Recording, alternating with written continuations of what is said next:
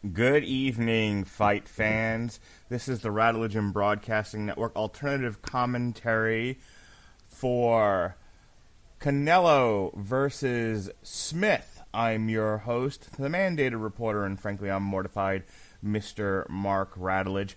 And tonight's presentation is 12 rounds for Callum Smith's WBA super middleweight title, Canelo Alvarez's WBA regular super middleweight title, and the vacant WBC super middleweight title, and just for good measure, the ring title as well. Joining me tonight to provide alternative commentary is the one and only coverage god over at 411mania.com, Robert Winfree. How do you do, sir? In tremendous physical pain. Thanks for asking. Teeth still bothering you, buddy? Yeah, I got trolled by my own health. I went into the dentist earlier. I've got to get a crown redone because apparently they weren't happy with how it was seated. So they took the old one off, which is only 6 months old. I had to grind down more of the nub when they were cleaning it off, like resurfaced it, which sucked. Got a temporary on, and I figured a couple of days worth of pain was kind of the norm, for being in there for a couple of hours. Mm-hmm. So Thursday, my thought was, all right, tomorrow, if it still hurts, I will call them. I know they only work a half day. This particular office only works a half day on Friday, so see how that goes. And then Friday I woke up and spent most of the day without pain. So I kind of went, all right, maybe I'm on the other side of it. Then today, woke up with some screaming pain and have just kind of been popping pills to deal with that for a little bit. That's been fun. So Monday I'm going to call them and get in there and try to get this sorted out. But yeah, this sucks. Tonight will be the first night in 2 months that I will not be taking any Advil or Tylenol. So I hear you, man. But we are here to talk boxing for those that are like, wait, what the hell am I listening to? Don't go away just yet. Wait till we start, then leave. So Canelo Alvarez, who we often make fun of here on the Radulich Broadcasting Network, is your current super middleweight champion, and by that I mean he's, as opposed to the regular middleweight champion who is Ryota Murata. Let's just not get into the stupid distinctions in boxing titles. We'll be here for days. He's also the ring middleweight champion, but tonight, relevant to the fight here, as I said before, Callum Smith is your WBA super middleweight champion. Alvarez is your regular WBA champion, and Callum Smith also holds the ring super middleweight title. Billy Joe Saunders holds the WBO for what that's worth, and Caleb Plant, who earlier this year took on Feigenbutts, famously. We called that fight here, and I talked about that fight endlessly at work before it actually happened because I like saying the word Feigenbutts. Anyway, he's the IBF super middleweight champion, and tonight we'll decide who will be the WBC middleweight champion. Earlier in the evening, on this DAZN card, Mark Castro got a third-round KO over Luis Valdez. Frank Sanchez knocked the shit out of Julian Fernandez in the 7th round. He knocked him through the ropes, and that man went ass over tea kettle. No joke, it looked really dangerous. Like, there were people on Twitter talking about, like, ooh, what if he had fallen to the floor? He could have, might have cracked his head open. So that was a rough KO. That was a rough fight altogether for Julian Fernandez. A rough day at the office for sure. Raymond Ford, speaking of KOs, got a 7th round KO over Juan Antonio Lopez. And we started off the night, and it was funny because I was in the middle of doing some scheduling, and I missed this, and all I heard was my wife and my daughter going, "Oh God, stop the fight!" They were like screaming like Apollo's wife in Rocky IV. It was amazing. Austin Williams got a TKO in the first round over Isaiah Jones, who got beat to piss in a very short period of time. As our fighters take the ring, Robert Winfree, let us assume DAZN does not keep this going for another hour and we actually start the fight momentarily. Give me 50 words or less in your least sarcastic voice. How do you see... I need some effort here, if you don't mind. Actually, before we even do that, I have to say, I know you don't watch a lot of DAZN fights anymore, but on the occasion that you do, you've heard the commentary, you heard how bad it is. Tonight with Demetrius Andrade and Chris Mannix was so bad. I looked over at my wife and I'm like, see, this, I don't understand why I can't work for DAZN. I'm at least that good, if not a little bit better. And she was like, you should send them a demo reel. I'm like, you know what? You're not wrong. It was this. I have heard the commentary team on DAZN actually get into yelling matches with each other. They sound like us, but like on Damn You Hollywood. It's amazing. I'm going to apply. What do you think about that? Should I apply to DAZN to be the color commentator? I mean, what's the worst that's going to happen? They'll ignore me like most of boxing Twitter does. So, if that's the worst that happens, go ahead and go for it. 50 words or less. Canelo versus Callum Smith. Go. How do you see this fight breaking down? I believe I've already seen the scorecards for this, Mark. The action doesn't actually matter. I asked you to do this without sarcasm. Well, you see, the change here is that since Canelo is no longer with Golden Boy Promotions, Oscar De La Hoya bribed one judge to vote the other way no matter what. Yeah, actually, he's now a free agent, right? Because this is promoted under Matchroom, not Golden Boy. Yeah, he sued both. Canelo sued both DAZN and Golden Boy after DAZN decided they weren't going to pay him his contractually mandated $35 million a fight because DAZN is a poorly run organization. So he sued them. He sued Golden Boy. He got out of his contract. This is a one-off with him back with DAZN for this fight. Right. So here's my question to you: does and we still haven't broken down the actual action here, but my question is, Golden Boy was protecting, for pardon the pun, their golden goose in Canelo Alvarez, and he got a lot of gift decisions. That's why we endlessly make fun of him here in the Radulich Broadcasting Network. But now he's not the golden goose. He's a free agent. He's just out there. Is he still protected? Yes. He's still the biggest star in boxing. Let's not mince words about that. The question just kind of becomes, again, where is that lack of more institutional protection going to come from, as opposed to the general sense of this is the meal ticket for all of boxing right now, because that's what Canelo is. In that respect, somebody's going to try to, again, he has to consider all of his fights as being in Montreal, if you can understand the professional wrestling reference there. Jesus Christ. Mark it on your bingo cards, everybody. He's just always got to have those eyes in the back of his head. But the general institution of boxing does still value him entirely too much to...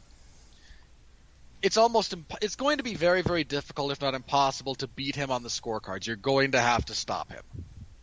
That's just kind of how it is. The question is, and they talked about this earlier on the DAZN broadcast in between unintelligible mumblings from Demetrius Andrade, can Callum Smith provide the upset via KO of Canelo Alvarez? Does he have the punching power? Does he have the technique and footwork? The answer's kind of not really. Callum Smith is a good boxer. He's also much longer and much taller than Canelo. In fact, when they square up here in a minute, you're going to see that. He's, a foot taller than Canelo. Not a literal foot, but big enough that I don't think the distinction actually matters when we get beyond that point. And so I have no qualms picking Canelo to win here. I think he's going to be able to push in close. I think he's going to be able to dig to the body, and I think he's going to fold Callum over probably in somewhere between rounds 7 and 11. Strikes me as quite likely. So you're predicting stoppage by Canelo? Yeah. Okay. again, Callum, good fighter. He's going to try and keep the jab going. He's going to try and stay long and frustrate the shorter man. It's just a big ask to do that for 12 rounds against someone with the power and technique that Canelo possesses. I mean, again, jokes aside, Canelo is one of the best boxers in the world, if not the best, if we're talking pound for pound. He's an exceptional talent. He's an exceptional fighter. And it's going to take an exceptional effort and an exceptional fighter to beat him and then a minor miracle to get that recognized by whatever sanctioning body is dealing with the fight. All right, the fighters take center stage, and Canelo was just looking down like, what is he, depressed? Like, oh, I didn't want to fight tonight. And you're not kidding, he is a foot shorter than Callum Smith. Looks like he's going to have to get on a step stool to hit him in the head. I believe it is somewhere, I believe he's 6 inches shorter and has an 8-inch reach disadvantage. Forgive me, I forget these specifics on the tail of the tape. All right. But yeah, they look like they're in different weight classes. Well, they kind of are, but I mean, I guess the difference between super middleweight and middleweight is sort of negligible. This is boxing we're talking about, not MMA. Well, this is they're fighting here at 168 for those curious. All right, we are beginning round 1, and we, of course, starting with the feeling out process. Callum Smith flicks the jab out there, looking to see if Canelo is going to bite. Canelo doing what he does early on in many fights, kind of covering up, seeing what his opponent's going to throw at him, and deciding whether or not he is in any sort of potential danger from the power. And again, I'm not trying to bag on Callum Smith at all. He is one of 4 fighting brothers that come out of the UK, and he's probably the best of them. But I mean, if you look at Canelo's history, this is a man who basically walked through the punches from significantly bigger punchers than Callum Smith, guys like Gennady Golovkin or Andrei Koreshkov. So it's not Smith certainly does have decent power, so it's not impossible. It's just really unlikely. I mean, we can see the live odds at the moment. Canelo is a minus 500, so about a 5-1 favorite. All right. I think that's probably about right. Canelo's doing a bit of peekaboo. He's got a high guard up and occasionally throws a jab out there. All right, Callum Smith leads with an uppercut. Smith's starting to look towards the body a little bit, which is a bit dangerous for the taller fighter to diminish the height advantage like that.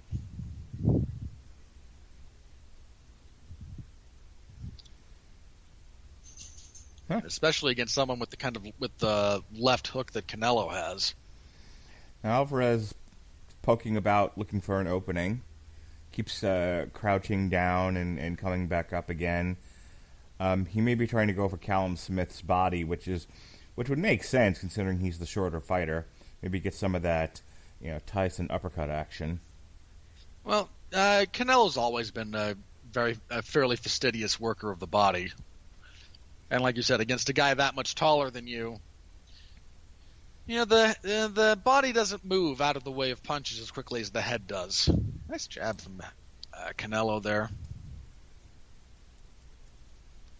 The feeling out process is somewhat rapidly coming to a close here, and Canelo does not seem unduly fazed by the jab of Smith, and if Smith can't get his jab to actually cause some problems for Canelo, he's going to wind up in circumstances kind of like that along the ropes, and Canelo along the ropes, if he gets you there, unless you're a Floyd Mayweather-style defensive savant, he's going to make your life miserable.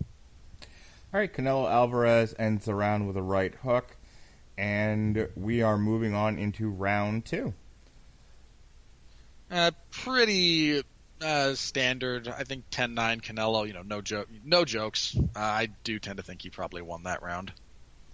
You don't think Callum Smith was the busier fighter in that round? I was sort of leaning towards Callum Smith because what I saw was I thought he threw more punches, and I didn't. Well, he probably threw more, but I don't think Smith's blows had anywhere near the effect that Canelo's did. So it's not just volume; it's effective volume. And okay, I just tend to think that Canelo was the more effective fighter that round.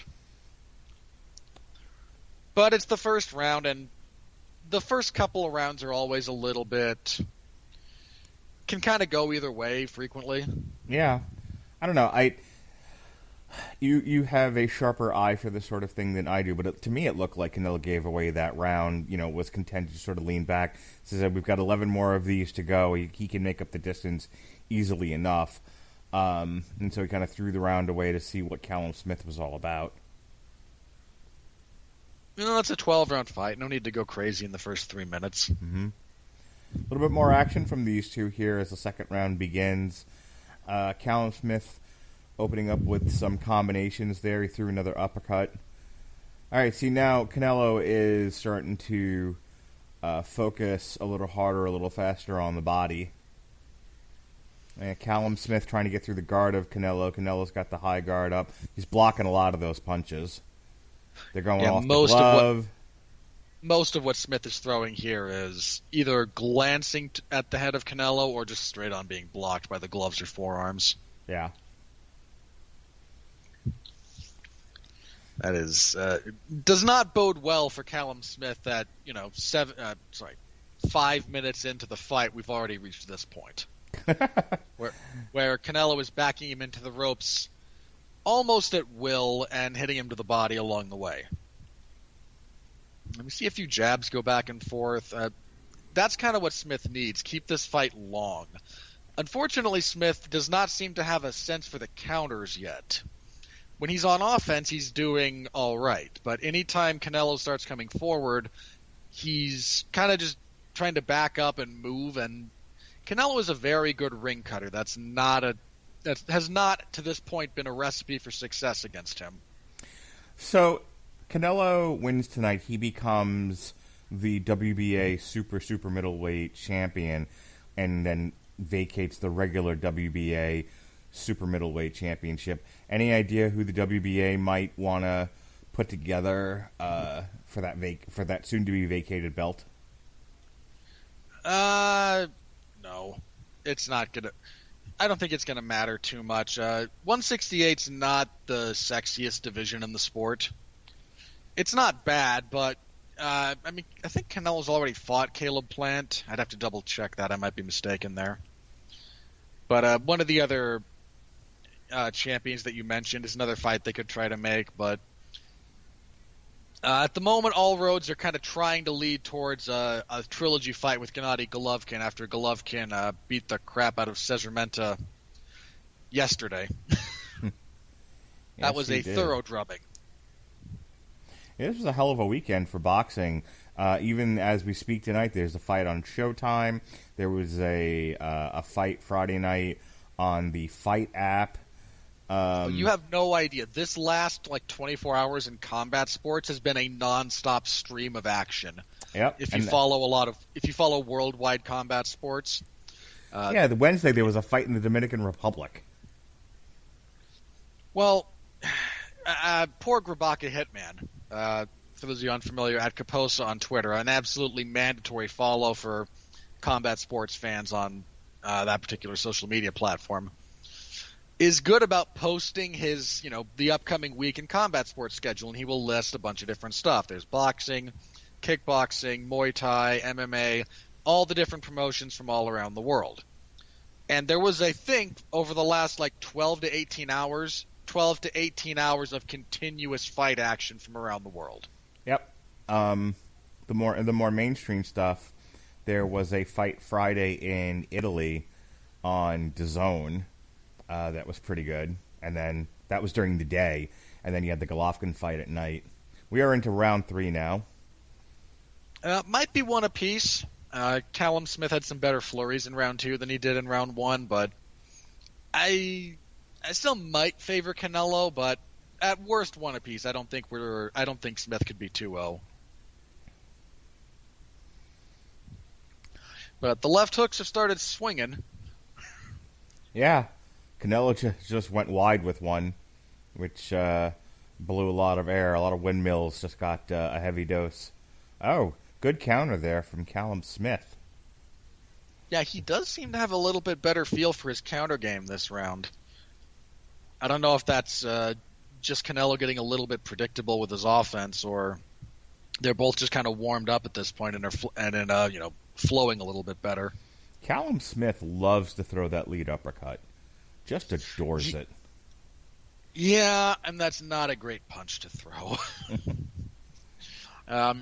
It's a good thing to have so that you can kind of surprise somebody with it, but you really don't want to be throwing that punch a whole lot. It leaves you quite vulnerable. But I'm a little bit surprised there's a good left to the body from Canelo. Okay, I was worried he was getting a little bit too into the let's fight on the outside, but he's the second half of the round gets going. He's starting to force more pocket exchanges, which is where he wants to be. Yeah, well, he seems to be the game plan seems to try to break this guy's ribs. He's throwing a lot of hooks to the body, and he throws them with aplomb. I mean, just kind of stands in the pocket. He's absolutely one of the best body punchers in the sport. Yeah, you can see a lot of motion in his hips. He really throws it with some force, and if he can catch Callum Smith with his body wide open, he's going to hurt the guy. We might even see a body shot knockout. At the very least, a knockdown. He's starting to time that left to the body under the right of Smith, if Smith kind of throws the right-hand lead. Double jab, uppercut, right hand from Callum Smith. Smith's got the volume working in his favor, if nothing else. He's certainly game. Canelo targets the ribs again. The big problem Smith's running into here is his footwork. He's finding himself constantly not just backing up, but on the ropes. And as soon as his back touches the ropes, Canelo's able to land on him. And that's really not a good spot to be in. You can see it every time, kind of like clockwork. Smith's not being diligent enough about kind of pivoting and angling in the open space. So I think this is it for the month of December. I think this weekend coming up is Christmas, so there's no fights there, and then the following week is New Year's. I mean, there might be something here or there, but none of the big networks have a whole lot going on until January 2nd, where we're back on DAZN again for the Ryan Garcia fight. Look, the only people who care about Ryan Garcia fighting are those on Instagram. So it does not tickle your sack, is what you're saying. No interest. I mean, I don't have any. The UFC is off until I think the 16th of January. Yeah, well, I might bug you then. I mean, you bug me all the time. That's nothing new. Well, look, you know what? You have a choice. You can either find someone It's kind of like, when you call out sick at work. You have to find someone to take your shift, or you have to work it. That's how it works. You find somebody in boxing Twitter who wants to do this with me, you don't have to do it anymore. Well, no. You see, I could just not do it. I suppose. It's a free world, baby. I am under no contractual obligation to help you with this, sir. You don't pay me. Details. We are into round 4 here. Yeah, Smith his jab's showing up, but he's getting walked down, and that is a bad place to be. Yeah, the story of this fight for all 4 rounds pretty much has been Callum Smith working off the back foot, and he's no Shakur Stevenson, that's for sure.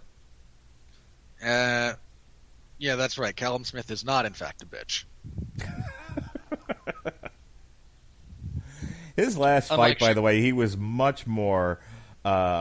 He was much more amenable and nice, and he wasn't calling anyone a bitch. He just said he was going. He was just going for all the titles. Brown on black relationships, Stevens. One of my favorite fighters. Yeah, he just said he wanted to be at his weight class. He wanted I think he wanted to move up a weight and collect all the belts. I'm gonna win all the money. Stevens is fighting in the same kind of orbit as a lot of, in some cases, several much better fighters. Guys like Errol Spence, Terrence Crawford, in all probability, Teofimo Lopez Jr., all of whom I think would, while Garcia is certainly talented, I wouldn't favor him against any of them. As Callum Smith, once again, finds himself on the ropes, eating punches. Well, I think he actually just landed an uppercut. I mean, it took him 4 rounds, but he finally got it in there because I saw Canelo's head snap back a bit. But to Canelo's credit, he ate it pretty good and returned fire. Part of the problem that Smith's having is he's not a bad puncher, but he's not a world ender with his power, and it's worse off the back foot. Especially if you can't time your opponent coming in, you're just going to struggle to generate the same kind of power. As Canelo lands a straight right. So if Canelo doesn't fear Callum Smith's power, I'd like to see him open up a little bit more. He's still doing the peekaboo thing, and I'd like to see him change it up, take a few chances, really mix it up with Callum Smith. If he's not thinking this guy can knock me out, then press a little harder. Be a little bit more open. Smith has started reaching for clinches. Never a good sign. If that's not part of your game planning, the first person to start reaching for clinches is usually the one losing.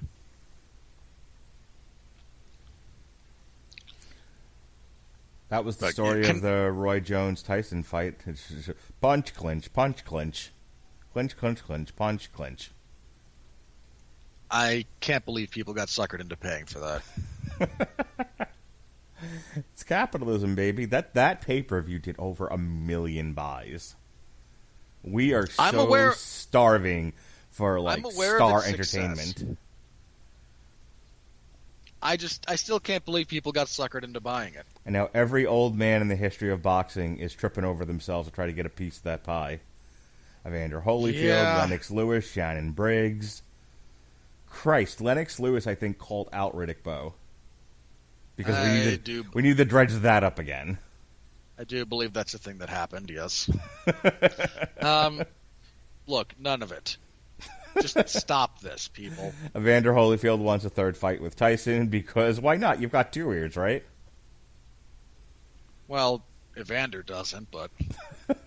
He's got a second ear for Tyson to chew on when Tyson gets frustrated after 30 seconds. Oh, Callum Smith goes headhunting and Canelo ducks right out of the way. We are in round 5. Yeah, while the first couple of rounds were a bit more even, the longer this goes, the more it is starting to favor Canelo. So he's able to split the defense. That's one of the big things. He's finding the holes in Smith's guard and is connecting much, much more frequently than Smith is. Counter to that, Callum Smith can't even find the target anymore. Like, as this fight progresses, Canelo's becoming more elusive. Yeah, Canelo's got a much better read on Smith now than vice versa, and that's letting him slip around punches, manage the distance better, and slip those jabs and club poor Callum Smith with left hands. You can tell from Canelo Smith's body language, he is trying to knock this guy out now. Yeah, Canelo is now perfectly confident in what's going on. You wouldn't know it by the hour and a half delay it took between fights, but Canelo wants to end the night early. I'm pretty sure Canelo had it in his contract that this fight was supposed to take place on Cinco de Mayo, and they spent that time trying to convince him that, no, that's not for another couple of months. You know, Jonas, you hack. That's the 3rd time I've had to hear you do that joke. You did it to me personally, then you did it on Twitter, now you're doing it on this podcast. I'm not going to let you get away with it. Write some new material. Yeah, but I've had 3 different audiences. You've just been in all 3. You got to add that to your tight 5? No. God, that's straight right from Canelo. Poor Callum Smith. He's trying so hard, and he's just not getting anywhere. Yeah, Callum Smith's WBA super middleweight title, his super duper, that's what I'm going to call it. The super duper middleweight title is slowly but surely slipping out of his grasp. Yeah, he's more so than a lot of this. The problem for him now is that Canelo has his timing, and that's kind of what is allowing Canelo to land on him so frequently. He's hitting him, as Callum is trying to move, as Callum is trying to fake or feint. In between the beats that he's moving on, Canelo is hitting him. And that is a miserable place to be in a fight. So do you think Canelo stays at 168 or stays at 168 while also taking fights at middleweight? Or do you think he at some point... Well, he vacated the 170s when he beat Koreshkov. I think that was 170. Yeah. He vacated those because he just didn't want to be at the weight anymore, apart from the one fight and the paycheck. Right. Which I am learning is a thing you do in boxing. Just Roy Jones Jr. as an example. I'm going to go to heavyweight, one fight, win a title, go back to lower weight classes. Terrific. I mean, if you're a big enough star, you can kind of do what you want. Yeah. He does seem to be interested in kind of actually establishing himself at 168, so I imagine it won't be one and done. Mm-hmm. But he will. There's a pretty good chance he will find a way to fight a little bit lower at the same time he's holding this belt. We'll probably see him at 165 again. I just think about the situation at heavyweight and what a mess that is, and how and with mandatory challengers, how hard it is to defend your belts. I mean, granted we had a pandemic in the middle of this, but I mean the man hasn't fought in 13 months. Oof. Big right hand from Canelo. Well, Canelo not only had to deal with the pandemic, he had again the legal battle to get out of his contract. So there was more than just the pandemic there. There was the business but of boxing. he's not wrestling in the WWE. He's not going to fight monthly. And what you figure out with these sanctioning bodies is they want their belts defended.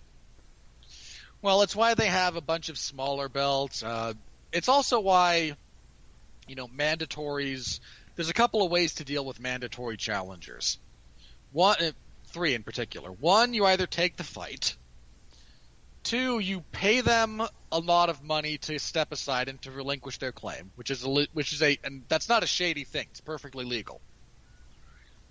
Or you relinquish the title so that you can make the fight you want, because the paycheck from the fight you want to be in is better than fighting some random mandatory.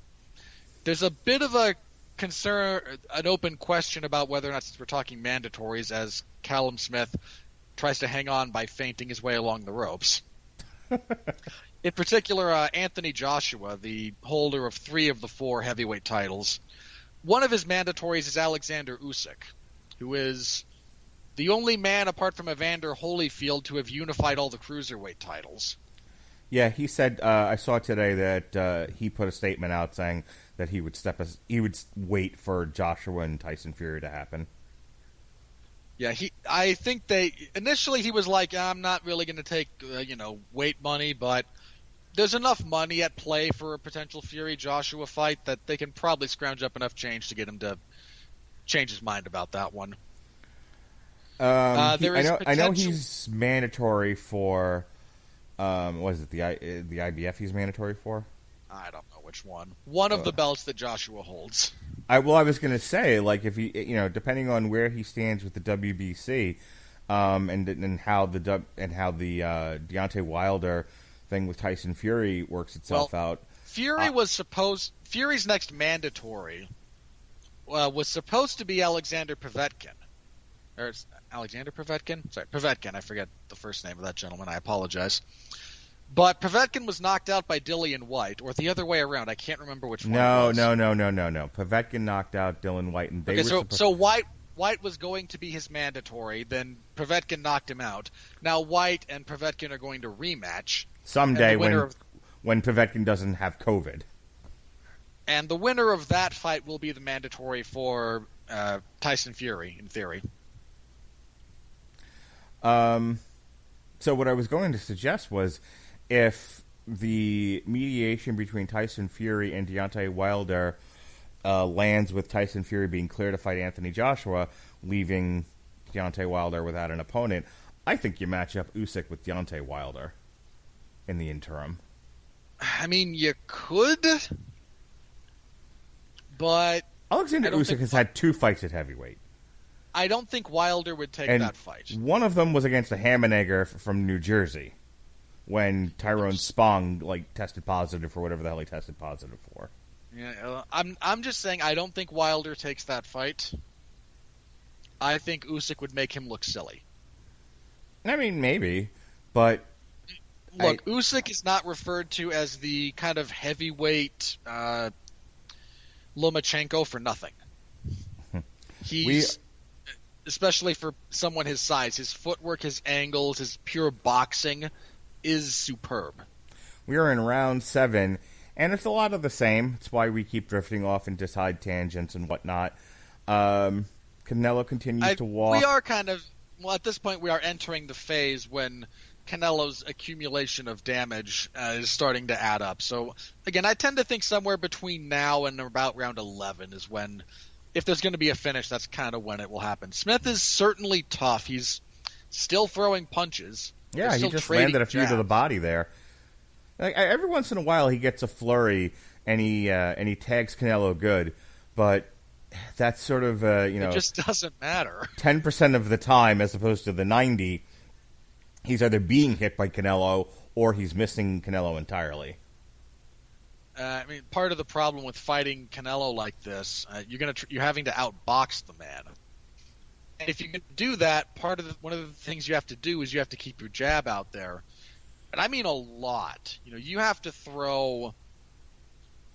Oh, geez, I forget the number. But if you look at what both Golovkin and I'm talking about him earlier, his name just escapes me. Koreshkov. Oh my goodness! Canelo, hang on. Canelo just had Callum Smith against the ropes and went to town on him. But here's the thing with Canelo: he doesn't go crazy, and he doesn't necessarily go in for the kill, because he had Callum Smith literally on the ropes. Callum Smith was just sitting there taking punches, and he let him off the ropes. Well, if he thinks he's being rope-a-doped, he won't gas himself out. He'll back off, and he'll let you kind of come back out, and he'll find a circumstance that he likes more than the one that he had. But yeah, this is not going well for Callum Smith. He keeps trying that uppercut. It's a bad idea. Canelo isn't ducking to enter. I think Smith is just so used to being as tall as he is, guys ducking, and they're trying to close distance on him, and him being able to uppercut them.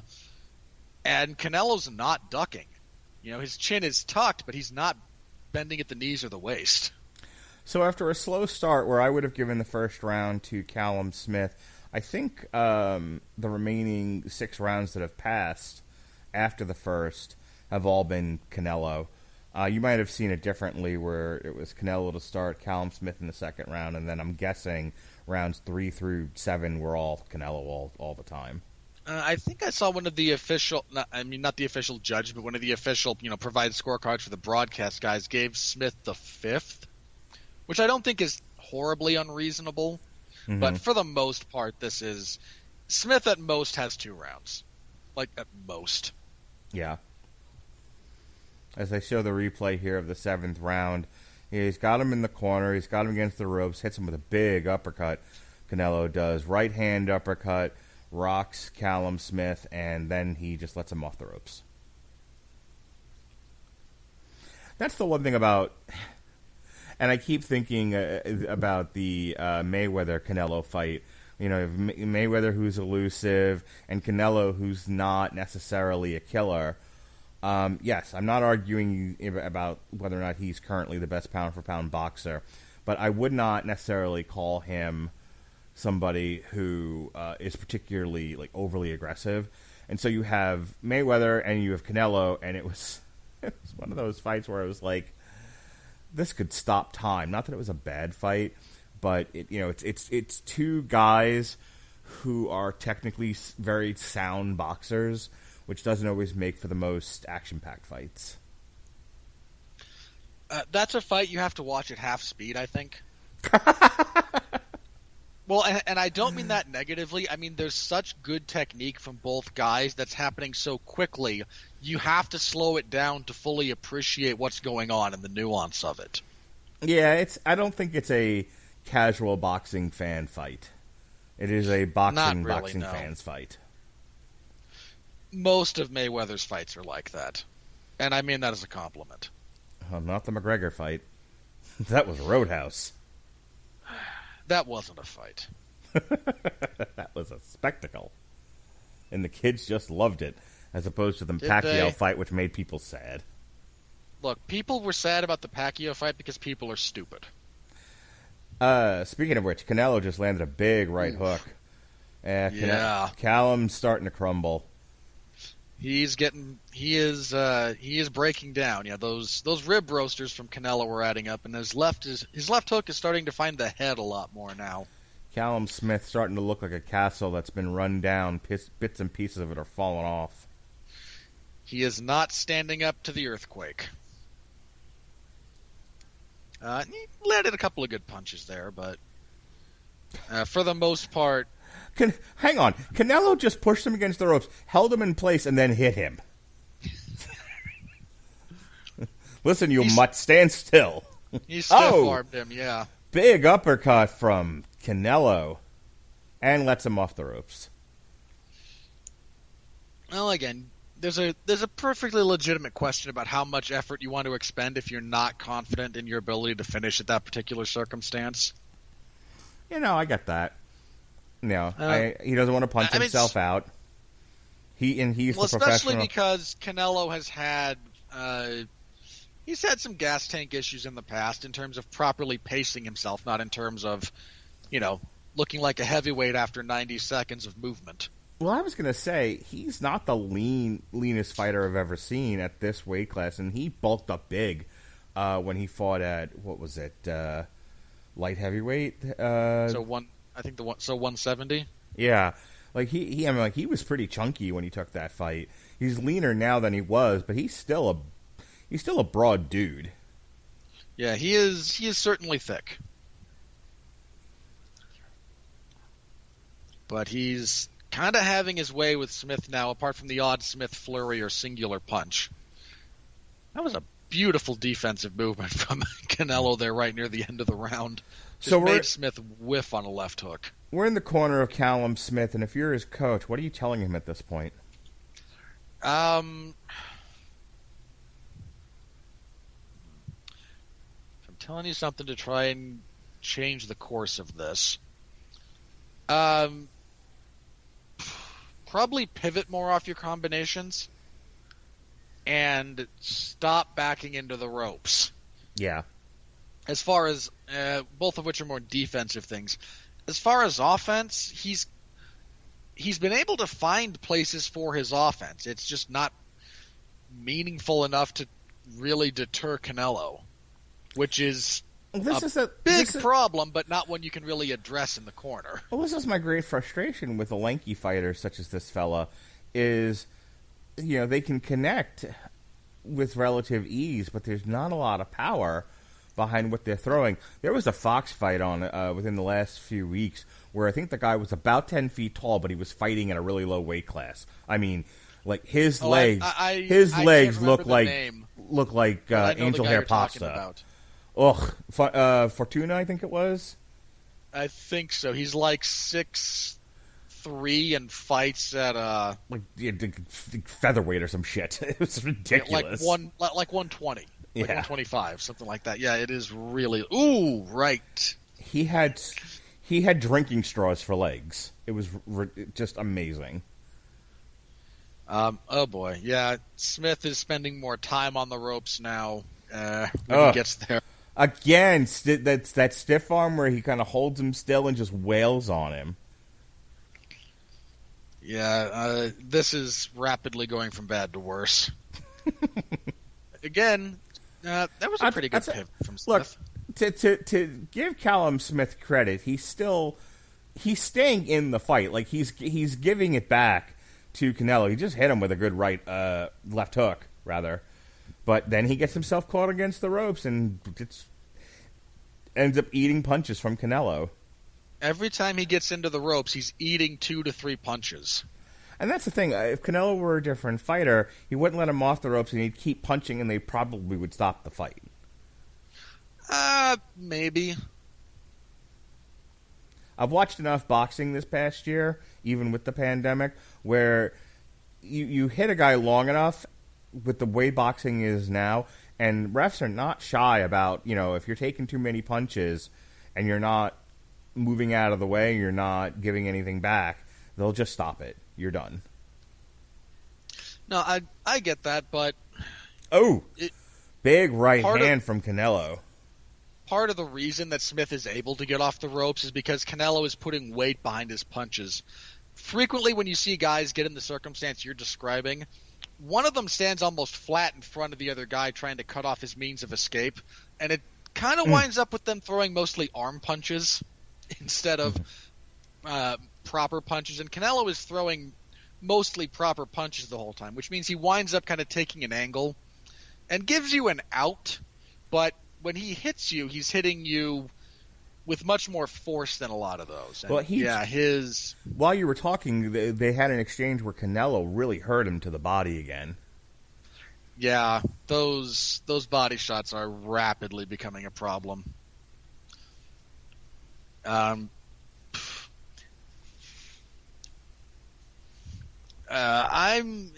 not necessarily on board with Callum Smith's corner necessarily stopping the fight right now, but they ought to be thinking about it. There's not a whole lot more to be accomplished here. They just showed a close-up of Callum Smith in the corner, and he's got some abrasions on his face. He's taken some damage. Yeah, his right eye has some discoloration and swelling. No cuts yet, but definitely some damage. I think he's bleeding from the nose. In the replay there, again, Canelo just hitting him at will.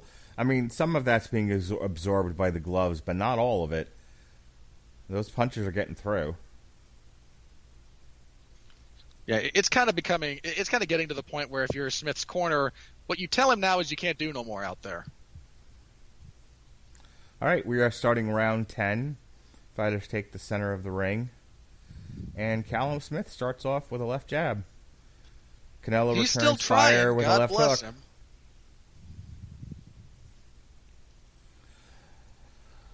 Canelo likes the lead left hook, I've noticed. Once he has a feel for you, absolutely. It's a power punch of his. He's got a very good one. Well, it tells you a lot about his mindset and psychology, where he's not even willing to sort of jab and feel things out. We're going to go straight to power punches. Well, that's what he spends the first couple of rounds doing, and he Right. just is able to retain that knowledge and those setups later into a fight where a lot of guys try to reset them at some point or start jab-heavy fighters. Contrast this with the cure for insomnia that was Anthony Joshua, Andy Ruiz 2 in Saudi Arabia, where for 12 rounds, Anthony Joshua threw the left jab out there and circled, and that's all he did. Well, it's all he needed to do.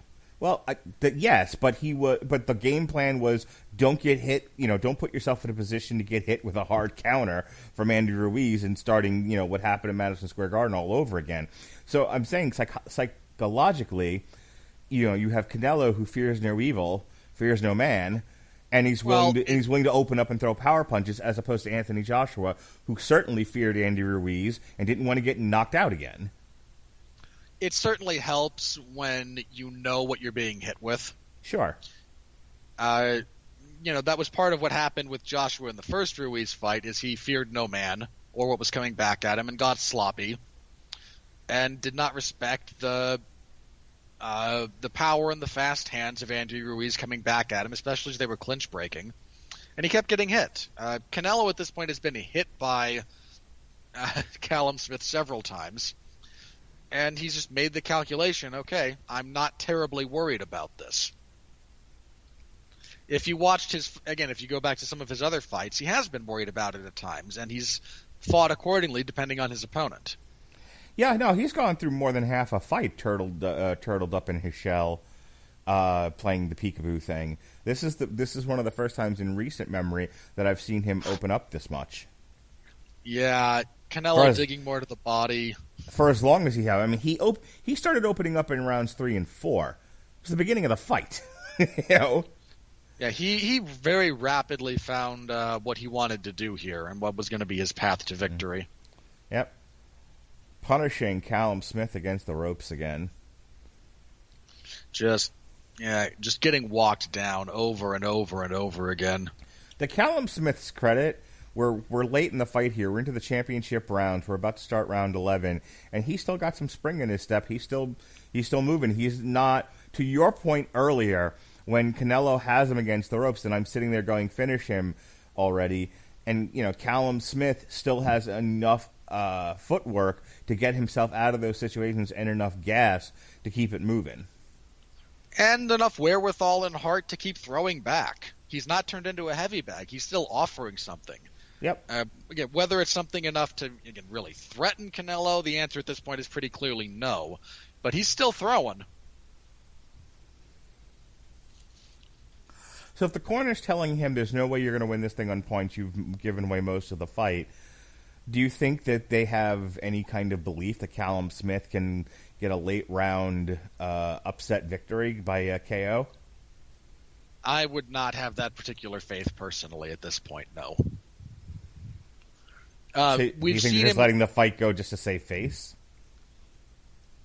You know, they don't want to take it away from him because, you know, maybe it's all Cecil Peoples judging this thing? Well, again, I told you that there is already one scorecard guaranteed to be against Canelo. Just because Oscar De La Hoya is Oscar De La Hoya. Yeah.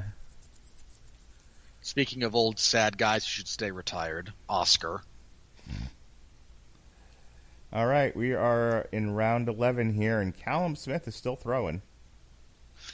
Yeah, I think if he had meaningfully diminished his offensive output, there'd be cause for his corner to stop it, but he's still trying, God bless him. There were definitely people predicting Callum Smith could pull up the upset. I don't know who those people were. They were people with podcasts. There were people who broadcast for mainstream boxing outlets.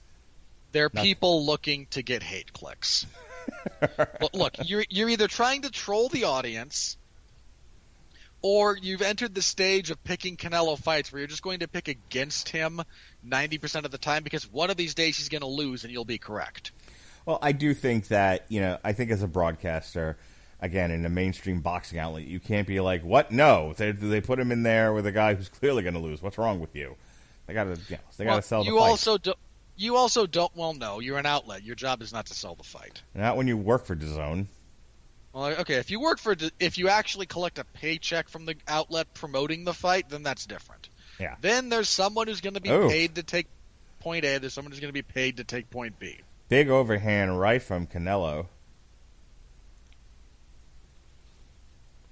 Yeah, if you look at Smith's connection percentage, he's down below 25% at this point, whereas Canelo is still hanging out in the 40 to 50% range, which is so did you very see that? high. The ref moved in there like he was ready to stop it. And then it was at that exact moment that Canelo let Callum Smith off the ropes again. I'm telling you right now, the referee is waiting for Canelo to go roadhouse and stop this fight. He's just like... Yeah. Canelo's just not giving it to him. Given the beating that Smith has taken to this point, the ref is rightfully concerned about the safety and health of the fighter. And to your point, at this particular juncture, I think if Canelo put together an appropriate combination, he might be able to force the issue. Whether he's concerned about his own safety, whether or not he just doesn't care enough to get a finish, he knows he's winning, he's not in danger. Why risk it?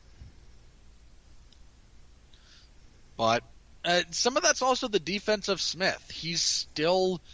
I think if Canelo connects really solidly in the middle of a combination, he might force the issue, but Canelo's also not a big combination guy. He doesn't really throw more than about 3 punches at a time. Yeah.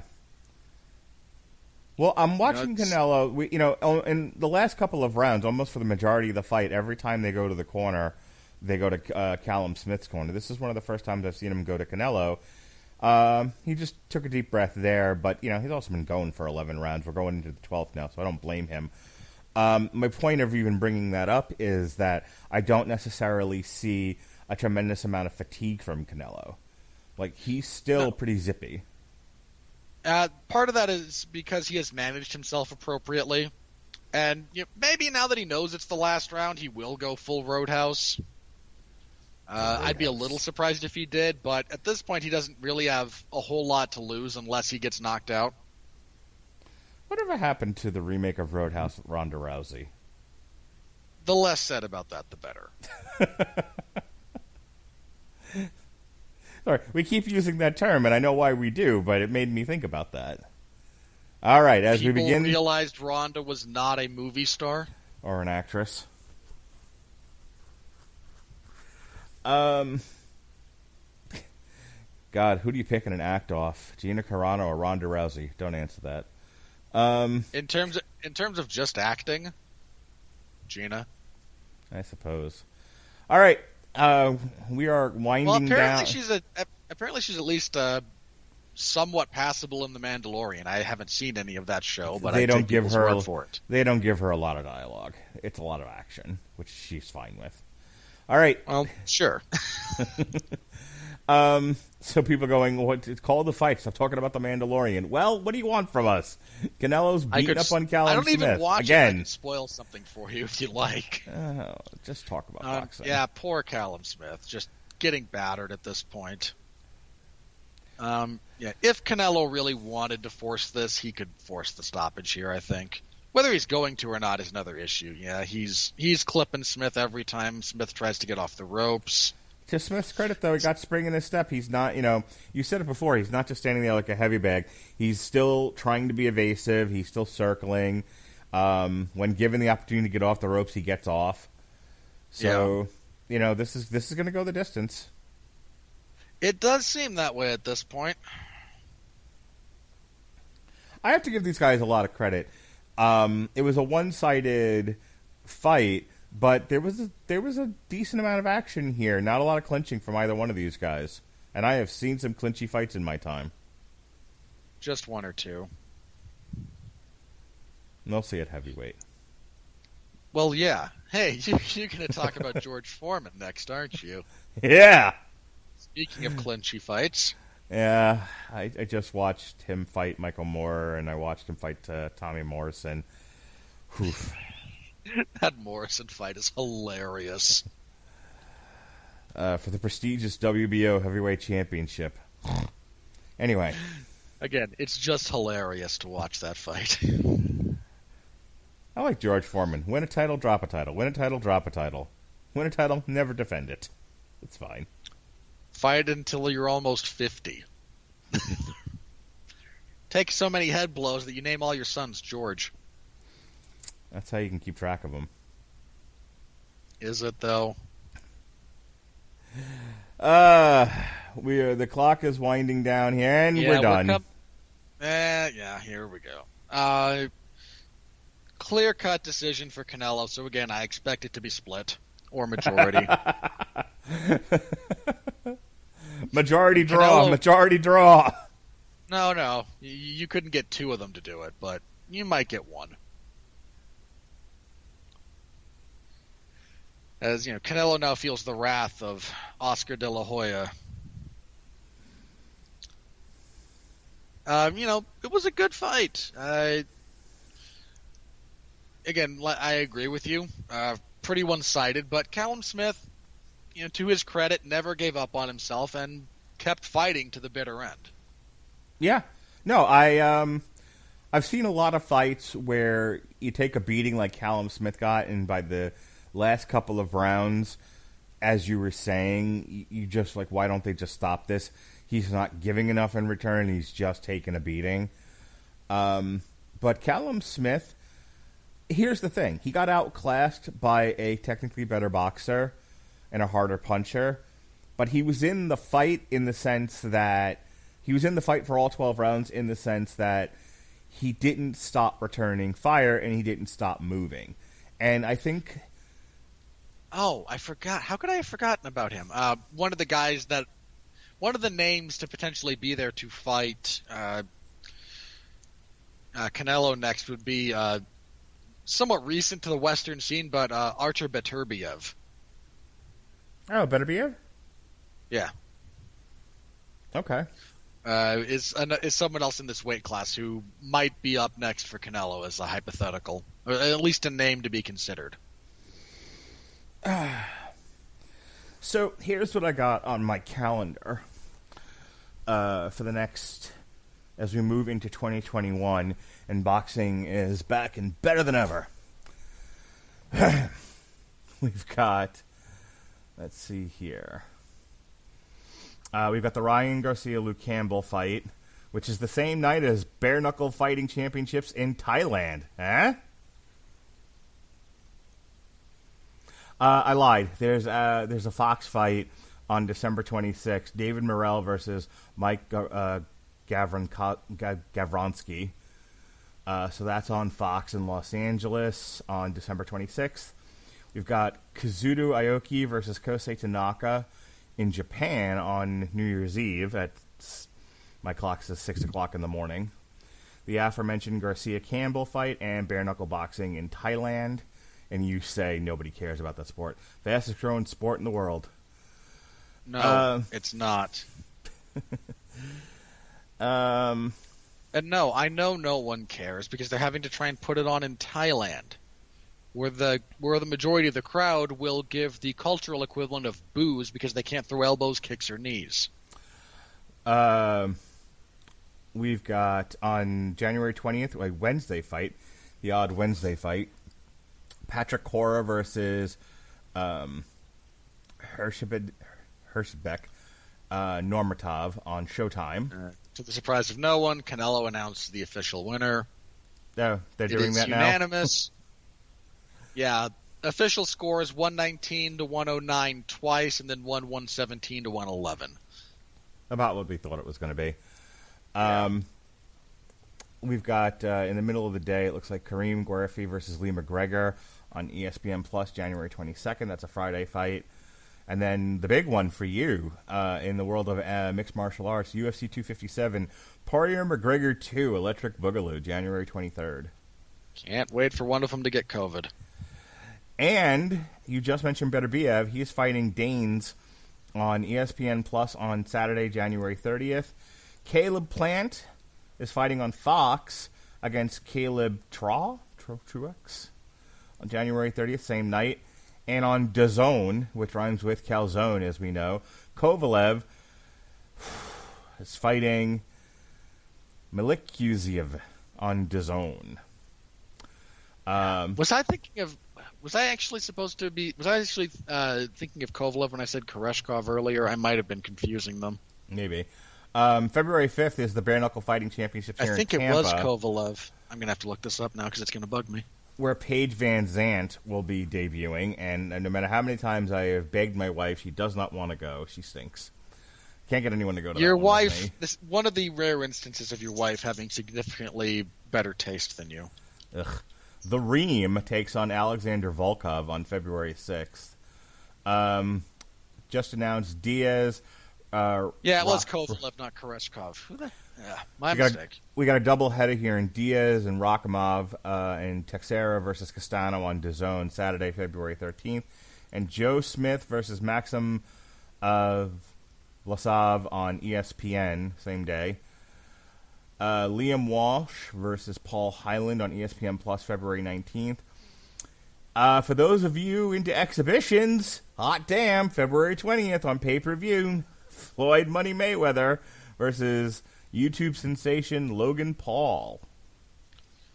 If you're one of the first million purchasers of that event, at least 2 weeks out, you can buy it for only $25. Hot damn. Same day, Miguel Burchett, for those of you who actually like boxing, Miguel Burchett versus Oscar Valdez on ESPN. They just rescheduled Joseph Parker versus Junior Fa on DAZN because boom, heavyweights. That's going to be in Australia. Heavyweight sucks. And finally, just announced tonight on the DAZN broadcast, Juan Francisco Estrada versus Roman Gonzalez Chocolito on DAZN, March 13th.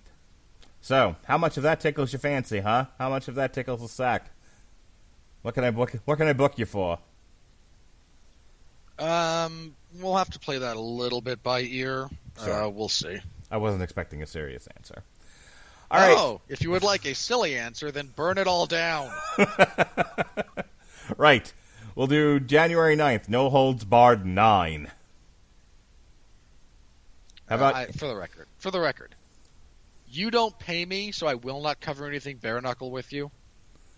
No, that was Impact. Impact Wrestling.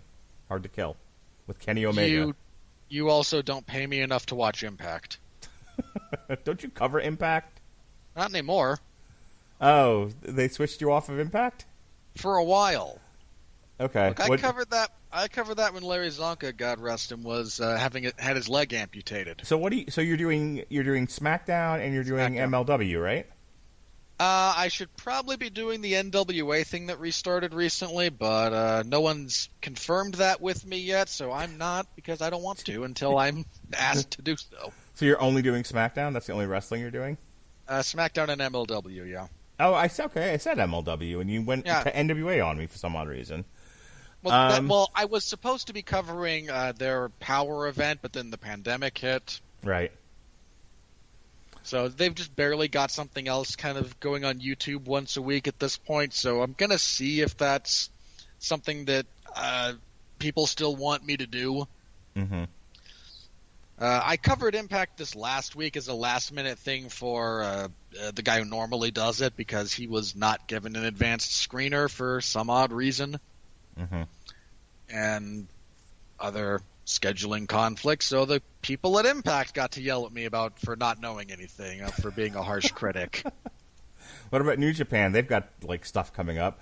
They've got New Year's Dash and their other 2-day event. You can do that. I'm not the guy who covers Impact, who covers New Japan. I forget who does that for 411 at the moment. Not me. I've not been asked to. Okay. All right, folks. But for the record, I probably would if they did. Well, I'm a big pushover like that.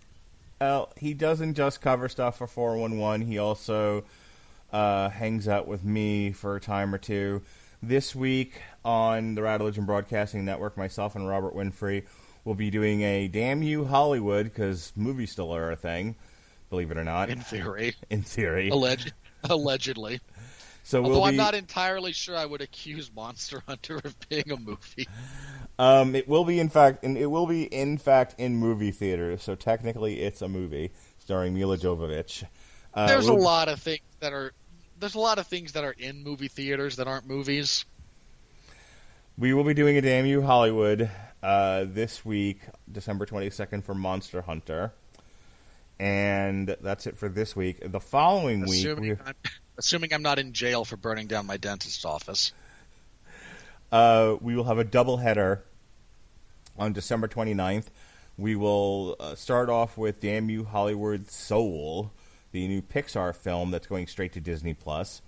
And then we will review Wonder Woman 1984, which is splitting its release between HBO Max and traditional theaters.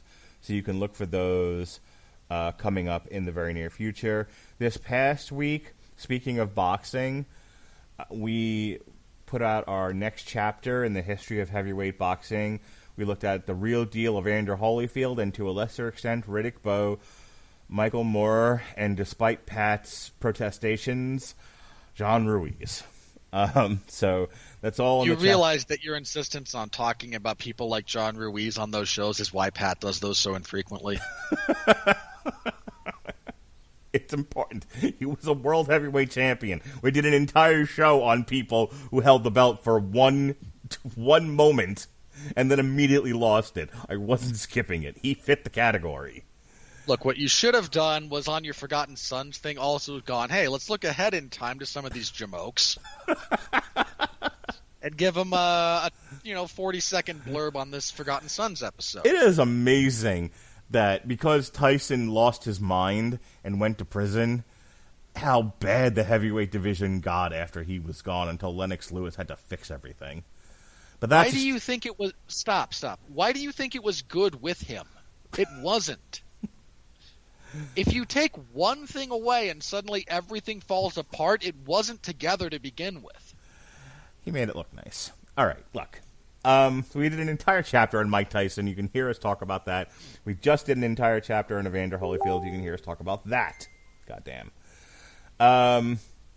Myself and Ronnie Adams, the Screaming Boy, did an entire podcast on the entire run, 6 seasons and not a movie, of Community. And boy, did we spend almost 3 hours talking about that. Boy. Well, when you have to talk about 6 seasons of television in one go, it's going to take a while. It did. Myself and Jesse Starcher on our metal album review podcast reviewed the latest Public Enemy album. They're a rap group, people. What you going to do when the grid goes down? And then myself... You don't want to know.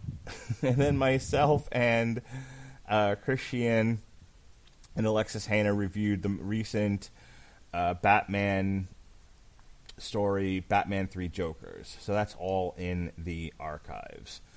In addition to Monster Hunter, we will also be reviewing the Ultimate Warrior comic book Christmas special in vascular detail. Why would you do that? Vascular. Hang on. Why would you do that to yourself, to your poor co-host, and to our dwindling listener base? Number one, he suggested it. This is not my fault. Number two... You still have veto power, and you know it. Number two, vascular detail. You don't even have the anatomical knowledge to go into vascular detail about that comic, sir. Also, we will be reviewing... the Podsman will be getting together to review our last wrestling show of the year. We'll be looking at WWE Tables, Ladders, and Chairs. Oh, my. I'm going to guess that most of it will suck. Most of it. And then myself and Jesse Starcher will have our annual Metal Hammer of Doom Christmas show. We will be looking at Majestica, A Christmas Carol. So that's what I got. You got 50 words or less to do your plugs. Go. You can find me most Saturdays covering MMA action in the 411 in the MMA zone of 411 Mania. In fact, just before this, no, not just before this fight started. About 9 hours before this fight. Approximately one epoch before this fight started. I finished wrapping up coverage for the last UFC event of the year, which was a pretty good one. My year-end awards for MMA in 2020 will be coming out in the nearish future. There's a few fights I need to see from, in particular, like Ryzen has a New Year's Eve card, I think. So there's a few that I need to see. Oh, is Fedor going to be on it? I hate you so much.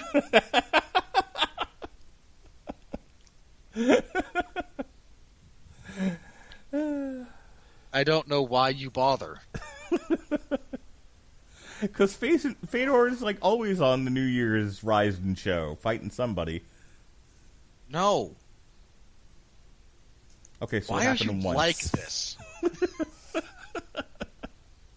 Go on. I want to go to bed. I gotta get up. I hate so much about who you choose to be. I gotta get up for work soon. You can find me Fridays pissing off all manner of professional wrestling fans reviewing WWE SmackDown.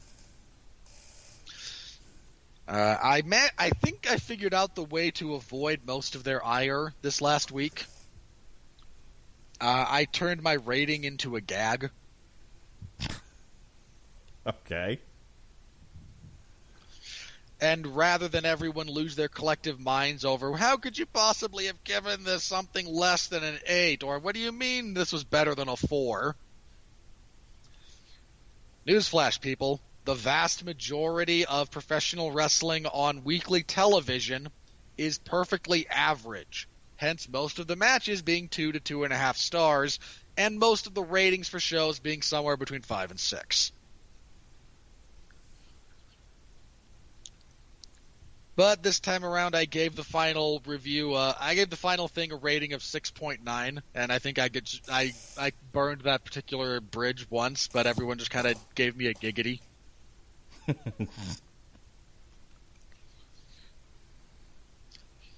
So you can find me doing that. It's amusing. I am a very stingy critic, so that always comes up. People get annoyed. What do you mean that wasn't 3 stars? Sorry, you liked it more than I did. I don't know what else to tell you. I thought it was a 2-star match. Deal with it. So that's most of my Fridays until SmackDown gets canceled because LOL ratings. Serious note, best thing in all of professional wrestling right now, I think, Roman Reigns and his character work. Absolutely superb. Okay. He is easily the best thing in the WWE, if not all of professional wrestling. I can't say I disagree with that. I like Eddie Kingston, too. Oh, Eddie Kingston's awesome. He's sadly just not being positioned as a big deal, which is a crying shame, because, again, he's awesome. Yes, he should have been the one to take the belt off of Moxley. I will stand by that point. All right. Thank you, everyone. Are you done? Yeah, that's it for me. Yeah, that is it for me. We'll be back Tuesday to talk about the latest excrement that Paul W.S. Anderson will be shitting out into movie theaters in a desperate bid to pretend that his wife is a relevant player in Hollywood. So thank you, boxing fans, for joining us on our alternative commentary for Canelo versus Callum Smith. We hope to bring you more... what you were getting into when you clicked on the link. We hope to bring you more boxing coverage in 2021. We hope boxing stays with us in 2021, and it doesn't disappear for months on end. You can't kill boxing, Mark. It physically can't be done. So, I don't know which one we're going to do next or when we're going to do it again, but hopefully we'll get to do it again soon, maybe with Robert, maybe with Chris Bailey. Probably not with Pat, but maybe with Pat. Maybe somebody new. Who knows? The world is our oyster. Infinite possibilities. I'm going to bed before I get any more slap happy. Be well, be safe, and behave.